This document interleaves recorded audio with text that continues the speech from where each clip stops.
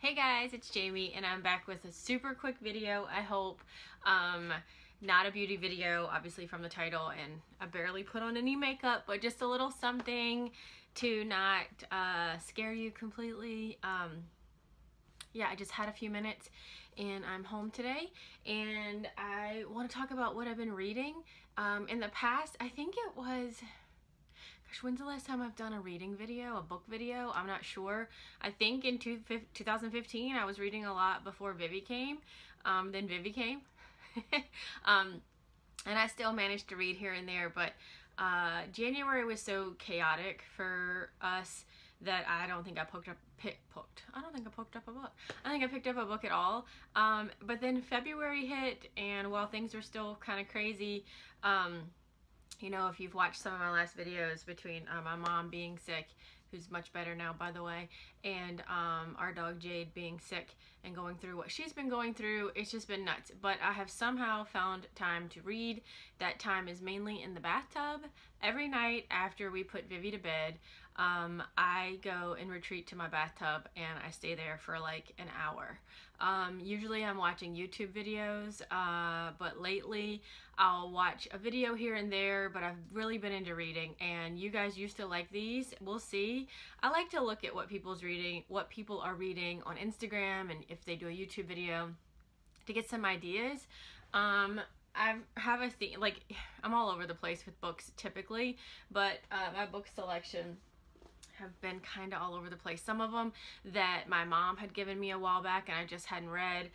Some that I've bought, some that, some that are Christmas books that I didn't even read till February, but oh well, if you know me, that is not a problem. I can read about Christmas, talk about Christmas, watch Christmas movies all year round. So, but anyway, what I usually do is just show you the book, tell you the authors, kind of give you an overcap of the back, like what they're about, tell you if I liked it or not. I don't give my thoughts about the details of the book because I really don't want to give that kind of stuff away. If you guys are interested, you can go find the books and think about it yourself or go read online, but I don't really want to give, you know, like the plot lines away, so these might be boring. I don't know. If you like it, I'll do some more. If not, that's okay too. First one was one I grabbed that my mom had given me a long time ago. I don't know where she got it from. Probably like a Sam's Club. Oh, and by the way, we still buy regular books. I have an iPad. My mom has a Kindle. But as a former English major, which you'd probably never guess that's what I majored in college, I just cannot bring myself to get all books. There's something about... I'm sorry, call me dorky. There's something magical about going and picking out a book and sitting in the bathtub or your bed or your couch or outside and reading and flipping pages. There's something to be said about an actual book, and I know some people are like, well, you read it once, it's a waste of money. Is it a waste of money when you're supporting the authors that you like or up-and-coming authors? I don't think so. So let's just jump into it. This one was called Kiss the Bride. It says 3 summer love stories. They're very small. It was a very quick, easy book to read. The authors are Melissa McClone, Robin Lee Hatcher, and Catherine Springer. All different ones. The first one is Picture Perfect Love, a June wedding story. This was about a photographer who's doing, you know, wedding photos for people, engagement photos for people, but she has suffering from a broken heart. And she even has her wedding dress in her closet to remind her of her broken heart, and that, what did it say? That relationships aren't always as perfect as they look like through her camera lens. Attorney Ashton Vance is the one that got away, but he wrongfully blamed Jenna for ruining his political aspirations. Even if Jenna can forgive him, dare he hope for a second chance at love? The second one is I Hope You Dance, a July wedding story. Grant Nichols is a genius in the kitchen and a klutz on the dance floor, but his friend's wedding is shaping up to be a shindig, blah, blah, blah. It's going to include lots of dancing, and he needs to learn how to dance. Former rodeo queen Sky Foster's offering dance lessons for the wedding party. Grant and Sky are no match on paper, but when they step on the dance floor, they create a melody of their own. You get how these kind of are, right? Love on a Deadline, an August wedding story. Mackenzie Davis returns to her hometown of Red Leaf, Wisconsin to take a job at the weekly newspaper, writing about social events. Hollis Channing, his Mac's high school nemesis, returns to Redleaf to marry her celebrity fiance. The editor asks Mac to cover. The last thing Mac wants to do is reconnect to the person who made her life miserable as a teenager, unless it's spending time with Ethan Channing, the bride's older brother and her first crush. These are all happy-go-lucky stories. Obviously, I'm not giving anything away when I tell you that. You can look at it from this, you can read the back, and you can just tell these are feel-good, easy stories. If you're looking for ones with like no curse words, no like sexy time in it, and references to like God and stuff, which is totally fine. I don't mind that. I like that. These are really easy, lighthearted, you know, everything's gonna kind of work out kind of books. You can get that from here. I like these sometimes, ones just like this, because they're quick, easy, and it takes your mind off of anything that you have going on. I'll talk about Christmas books, because yes, I bought these before the holidays and never got a chance to read them. Debbie Macomber. I love her little movies on Hallmark. You guys, do you watch them? This one is the 12 Days of Christmas, and I really like this. It's about a girl named Julia who is like super nice and friendly to everyone, and she has like this grinchy neighbor that she bumps into, and he's really rude to her. His name is Kane. He's really rude to her all the time. And she catches him stealing her newspaper, which totally like ticks her off, and she's like, that's it, I've had enough. But instead of getting angry at him, she decides to basically do the whole killing him with kindness kind of thing. And so she starts a blog, okay, who doesn't like that, called the 12 Days of Christmas, which kind of details her 12 days of being nice to this guy who's kind of a jerk. And it actually does really well. But then, of course, guess what? Yeah, you're right. She falls for this guy. She suspects he's falling for her. And then she has to, like, come clean and tell him about, you know, decide if she's going to tell him about what she's doing on the blog. How's he going to receive it? Blah, blah, blah. I like these books. I like Debbie Macomber. They're easy. They're nice books. You know, they're just easy. I feel like these also have, like, no curse words and no like sexy time. Like, I'm saying that to you guys because some of the books I'm getting into have sexy time, not like 50 Shades of Grey, but sexy time. But these are easy and light, and you know, for the holidays next year, if you want to pick it up, you should. Sorry I'm so late talking about Christmas books. Glad Tidings, another one. These are 2 stories in one by Debbie Macomber. Someone back here says no one pens a Christmas story like Macomber, and this is one of her best. It is true. I do think that I've never read anything else by her except for some Christmas stories, and I know I like the movies, the Christmas movies that have come from books that she's written. But these are good. One is about a rookie reporter, Emma Collin, is reporting about fruitcakes, and hers are mainly set, I believe that one's set too, in Washington State. Anyway, she meets a pilot named Oliver, and you know, we see kind of how that relationship works, because he's supposed to cart her around to these different stories she's doing. Yeah. Hold on. Oh, and then the second book is This Is a Time for Families, for Togetherness Memories on Christmas Eve. Marianne and Nolan Adams tell their kids the story they most want to hear, which is how mom and dad met and fell in love. I thought it was really cute. I thought both of these were cute, really sweet, you know, romantic, sweet, Christmassy based stories, and they were just easy. It just made me happy, especially when you've got things on your mind. Sometimes you just want books, and that's what I feel like all of these are just books that are easy escapes. Done with that. Okay. Loved this one. Loved it. I'm a big fan of Sophie Kinsella. She writes all the Shopaholic series. She has a bunch more. She even has, I think, a book or 2, don't quote me, penned under a different name, like Madeline Wickham or something like that. But this one I thought was really good, and I loved it. I didn't want to finish it. I loved it so much.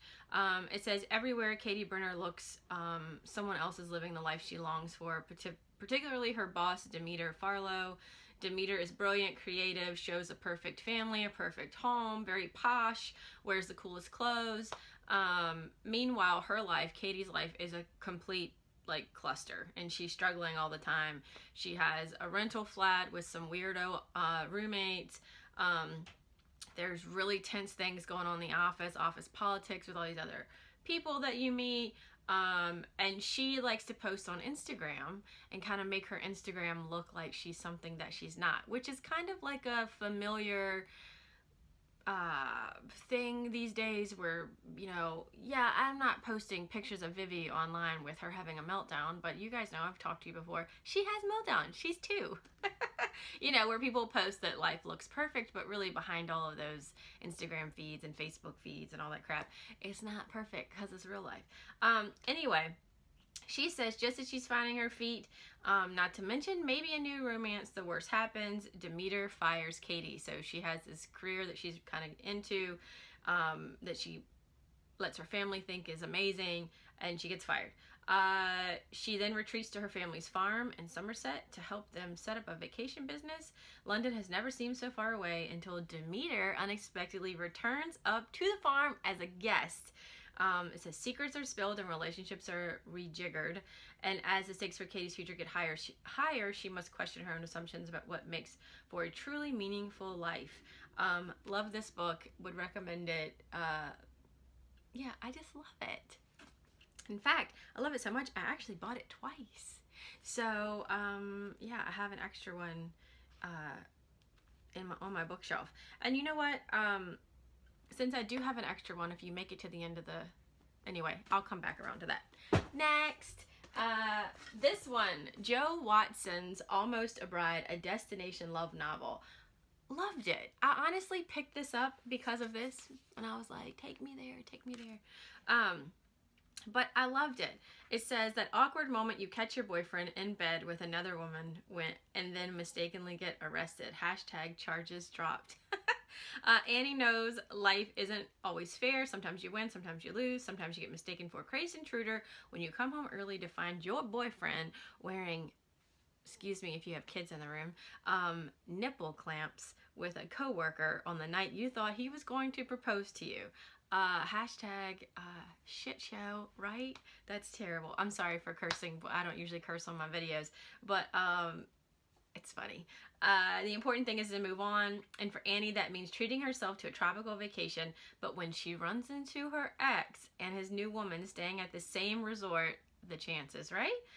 Reason is washed out to the sea, caught off guard. She pretends she's with Chris, a cute screenwriter she meets on the beach. With his own writing block, Chris is happy to help her craft the story, save face. Soon Annie isn't just getting over her ex, she's getting under Chris. As her fictional feelings grow increasingly real, Annie has to decide if she's ready to risk her heart on a new relationship. Loved it. I love this book. It's another book that I kind of was like, I don't want it to end. This does have cursing. I think it has some sexy time. But it's funny. I liked it. I liked the characters. It was very easy to read.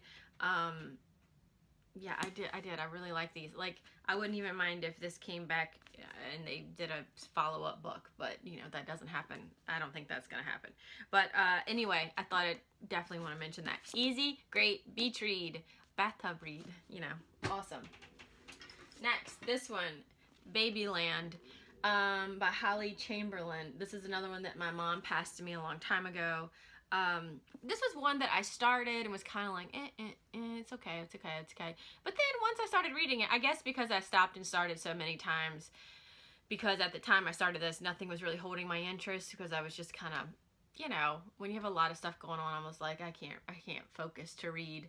But this turned out to be a really good book, and it's a substantial book. It's like 380 pages or so. It says, from best-selling author Holly Chamberlain comes a smart, clever novel about love, marriage, and growing up, and not necessarily in that order. Anna Charlson of Anna's Occasions, an elite Boston event planning company, has never been impetuous at 37. She's never had a one-night stand, crammed for an exam, or made extravagant purchase. Now she's engaged and preparing for an occasion of her own. But another event might just trump her wedding, one that her future husband and she were not expecting. She turns up pregs. From her dress fitting to the timing of the honeymoon for Anna, one question quickly leads to another about work, the future, why she finds herself thinking so much about her colleague Jack, a docile, talented artist. Do we know where this is going? Who is the polar opposite of her conventional fiance. As Anna searches for answers among her friends, she ultimately discovers there's only one place she'll find the truth in her heart, and no matter what she decides, she'll never be the same. I like this. I didn't like this as much as like Almost a Bride or the Sophie Kinsella book, but I did like this. Yeah, it was a lot. Some characters in here that you're just like, ooh, I hate you. But I did like this one. Like I said, these are all such easy reads. This one I got off a recommendation, I feel like from a blogger. I can't remember which one. It's Confessions of a Domestic Failure, and it's by Bunmi Laditan? I don't know. From the creator of The Honest Toddler. I didn't read that. I don't know what that is. I need to look that up. It's fiction debut, blah, blah, blah. There are good moms and bad moms, and then there are hot mess moms. See why I was reading this? Introducing Ashley Keller, a career girl turned stay-at-home mom who's trying to navigate the world of Pinterest perfect, Facebook fantastic, and Instagram impressive mommies, but failing miserably. And that's like a theme here, I guess. When Ashley gets the opportunity to participate in the Motherhood Better bootcamp run by mommy blog empire maven she idolizes, she jumps at the chance to become the perfect mom she's always wanted to be. Will she do well, or will she not? With her razor-sharp wit and knack for finding the funny in everything, Bunmi Laditan, I don't know, creates a character as flawed and lovable as Bridget Jones or Becky Bloomwood, who's a character from Sophie Kinsella's novels, while hilariously lambasting the societal pressures placed upon every new mother. At its heart, Ashley's story reminds moms that there's no way to be perfect, but many ways to be great. I really like this. I especially liked the middle to the end the best. Some of the stuff in the beginning, because she is failing terribly, are things that kind of make you cringe a little bit, because you're like, ugh. And even as a mom, you know, things I've done are not perfect. You know, I lose my temper sometimes. I do dumb stuff. I don't pick up on the fact, oh my gosh, she's like, that's, yep, should have seen that coming. She's sick. Saw the signs, but didn't put all it together. You know, you're not perfect, especially your first go around. You're like, huh? But I turned out to really like this. Like I said, the middle to the end, I really, really liked a whole lot. And her relationship with her husband, Ashley's relationship with her husband, I found interesting because, you know, she's a stay-at-home mom and he's out in the workforce, you know, with his own struggles. I don't know what that is because Wes and I both work outside of the house.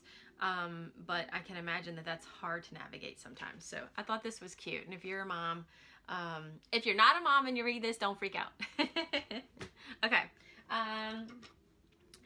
Okay, let's talk about, where's the other book? Hold on. Oh, a book that I fell in love with.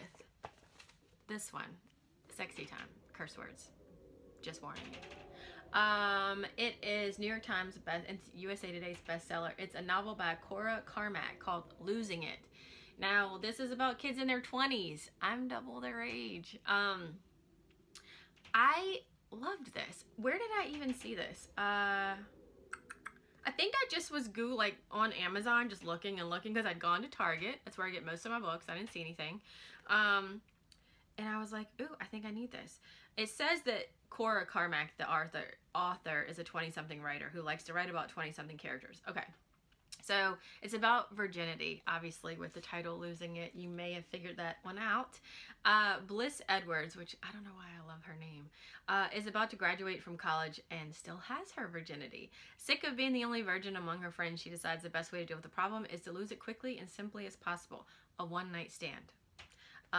But her plans turn out to be anything but simple when she freaks out and leaves a gorgeous guy alone and naked in her bed with an excuse that no one with half a brain would ever believe. And if that weren't embarrassing enough, when she arrives for her first class of her last college semester, she recognizes her new theater professor. She'd left him naked in the bed about 8 hours earlier. Okay, so when I first read this part about, oh, one night stand, lose her virginity, I was like, I'm not going to read that. When I got to the part where she's like, hey, shows up and her theater is the man she was like, almost with, I was like, sold. Mama needs something fun to read that's easy. I killed this book in like a second. It is so easy to read. I really like the characters. So it's all about her last year in college, theater class, where she's going with the future, virginity versus do I, don't I. I liked this. I loved it. I love the characters. And when it was finished, I said, I need more of the college professor and the girl. And the guy's name is Garrick, which I'm telling you this because I have a follow-up book. I loved this.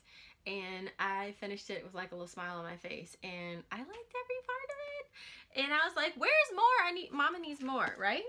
So I found that she had done this little novella, which when I heard novella, I was like, I'm gonna get it anyway because I like the characters enough. So this one is called Keeping Her, a Losing It novella, and it's like the follow-up. Garrick Taylor and Bliss Edwards managed to find their happily ever after despite a rather complicated start. By comparison, meeting the parents should be an absolute breeze, right? But from the moment the pair lands in London, because he's British, which also helps with the attractiveness of the character, new snags just keep cropping up. A disapproving mother-in-law to be, more than one mostly minor mishap, and then the realization that perhaps they aren't quite as ready for the future as they thought. As it turns out, the only thing harder than finding love is keeping it. And I have to say something. I really liked that they followed up and you got to see the characters again. Can you hear the wind? It's crazy today. But I didn't love this. It was too quick. For these two characters to follow up with a novella, I mean, yeah, it was super cheap. It wasn't the price of a regular book. It was only $3.99. And yeah, I thought it was cute. But I didn't feel like you got into, excuse me, honestly, I didn't feel a connect between these two and this. But I'm glad I read it. So, I mean, I feel like you should probably read this if you read that, just so you know kind of like where they're headed. But I needed more. I needed another one of these in the same tone, in the same, and I just didn't feel it. And if, you know, I'm no author, but when I read this, I was kind of like, and when it finished, because it finishes, like, here's the book, and then this is what's left of what's coming with other books. I was like, is that it? Is that the ending? So, love this. Was kind of about that one. But, oh, let me read the last book that I read, and then I'll show you the ones that are up on deck next. If you guys have followed the other books videos that I've done, Alice Clayton is an author that I really like. Now, you have to know she is a lot of sexy time, like detailed sexy time. I don't mind it. I find it fascinating, funny. I like it, I have to admit. Anyway, this is called Nuts. And it's about actual nuts. And it's part of a series, which is cool, the Hudson Valley series. I'm a sucker for a series. But Alice Clayton was the author of the Redhead books, and hold on, are there other ones over here? Screwdriver, My Tied Up, Rusty Nail, Last Call, and I think there are a couple others. I like her. This was so good. Lots of sexy time though. Just in case you're not interested in that. Roxy Callahan is a private chef to some of Hollywood's wealthiest and nastiest calorie-counting wives. Then a dairy disaster implodes her career. One fell plop? Is that how you spell it? Anyway, she finds herself back home in upstate New York, bailing out her hippie mother and running the family's diner. When local organic farmer Leo Maxwell delivers her a lovely bunch of walnuts. See, get your mind out of the gutter. Roxy wonders if a summer back home might not be so bad after all, because Leo's heavily involved in the sustainable slow food movement, and he likes to take his time in all things, she says. Roxy's determined to head back to the West Coast as soon as the summer's over, but can the pull of lazy fireflies and her very own Almanzo be enough to keep her back home for good? Salty, spicy, sweet nuts. Go on, grab a handful. Gotta love the person who writes the back of this book. I don't think it's the author that gets to do that. Loved it. Loved the characters. Love how easy it was. Love the romance. And it's like naughty, but she's an adult, so that's cool too. Loved it, and it left me wanting more of these two characters specifically. Now, the thing is, there are other books that come after this. So, does it say the other books? One is called Buns. I know that. I think there's one more in the series so far, and I'm not sure. They may be about, and don't quote me, they may be about some other characters introduced in here. I don't think they're follow-ups of this particular character with Roxy and Leo, but they are on the list for me to get at some point. I need more of this author. I just love her so much. And if you guys like the other books by her that I recommended a couple years ago, then you'll like to pick this up. All right, so the books on deck for me, I only have 3, so I got to get started, and then I need to figure out what I'm going to after that. So Cora Carmack has 2 more books out that follow up Losing It. One is Finding It, and the other one is Faking It.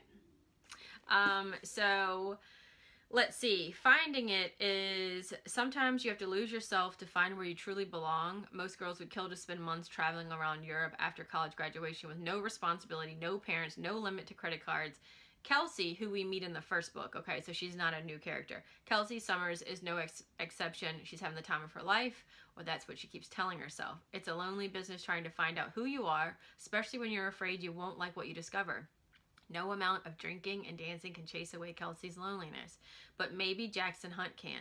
After a few chance meetings, he convinces her to take a journey of adventure instead of alcohol. With each new city and experience, Kelsey's mind becomes a little clearer and her heart a little less hers. Jackson helps her unravel her own dreams and desires, but the more she learns about herself, the more Kelsey realizes how little she knows about Jackson. Yay! So this is kind of a follow-up to characters, so I like that. And then this one, Faking It. Mackenzie Max Miller has a problem. Her parents have arrived in town for a surprise visit, and if they see her dyed hair, tattoos, piercings, they just might disown her. Even worse, they're expecting to meet her nice, wholesome boyfriend, not a guy named Mace who has a neck tattoo and plays in a band. Okay, anyway. All her lies are about to come crashing down around her, but then she meets Cade. Okay, now I see where this is going. Cade is a character in the first book, Losing It, so he pops up in here. Cade moved to Philadelphia to act and to leave his problems behind in Texas. So far, though, he's kept the problems and had very little opportunity to take the stage. When Max approaches him in a coffee shop with a crazy request to pretend to be her boyfriend, he agrees to play the part. But when Cade plays the role a little too well, they're forced to keep the ruse going. And the more they fake the relationship, the more it begins to feel real. Okay, so yay. Excited about these. I'm sorry this video is so dang long. In the next book, you've seen me haul before, and it is not fiction. It's probably not fun. I think it's gonna be fun though. Financially Fearless by Alexa Von Tobel. I've talked about her before. She is usually on Sirius Radio Thursdays at noon Eastern time. She also has an Instagram. She just had a new baby. She's so cute. Her family's precious. She is CEO or creator, CEO, I guess, of LearnVest, which offers all kinds of financial advice online, retirement, planning for your future with kids, blah, blah, blah, blah. Just how to, for the LearnVest program for taking control of your money. Financial planning is the word I was trying to think of earlier. I love her. I love her advice. She has prompted me to jump on board and do a few things. For example, she has prompted me, just listening to her on Sirius, paying down debt, which is amazing. Getting that off of us, which we currently have a little bit, but we don't usually. Only because when you have sick dogs, sometimes you have that. I've paid extra car payments. I've paid extra mortgage payments on my rental property, and started a 529 for my daughter, changed my investments for my 401k. And there are other things to do, but this book I can't wait to read. No, it is not like this. I'm not going to probably read it in an hour. This is a book that causes you, I'm going to have to think about it. I'm probably going to take a pen to it or a highlighter and mark this thing up just like I was in college. Maybe some of this will be, oh, good girl, you're doing the right thing. And maybe some of it's going to really tell me what I need to know and some good things that I need to do. So those 3 books are next on deck, 2 fun ones and 1 more serious one, but good for the future. And I'll let you know. Definitely got this off Amazon. So yeah, did you guys enjoy this? Is this something you like? You want me to keep doing it? I like talking about books. Besides my mom, my mom reads when she can. Like right now, she's super busy because it's tax season. But I like talking about books. I miss talking about books with people. And not a lot of people that I know of read my kind of books, you know? And I still like the suspenseful ones, but I just haven't been in the mood for that. Like the ones that I was reading a couple years ago. Hold on, do I have any around here? No, I've moved them. They're over there somewhere that I can't see the backs. But yeah, the suspenseful ones that, what's it called? Shoot, like Girl on the Train and stuff like that. I still like those kind of books. Sometimes your mood determines what you're gonna read. And my mood lately has just been easy, light, breezy, happy, easy. That's what my mood's been. So anyway, thank you so much for watching. I hope you guys have a fantastic day. Let me know what you're reading down below. Oh, and if you're interested to get my copy that I've never opened since I bought 2, leave me a comment down below and just let me know that you're interested in this book, and then I'll select one of you and get your address, and I will mail it out to you because it's pretty easy and it's a cute book, and I'd like to share it because I don't want it just sitting here not going to waste. I'm going to pass this one to my mom to let her read, but I have the other one. So just like the video, I guess, and follow me. I'm assuming if you're watching it, you probably are followed. And leave me a comment to let me know you want to enter to win that, and I'll just pick one of you. Thank you so much, guys, and I'll see you very soon in another video. Bye!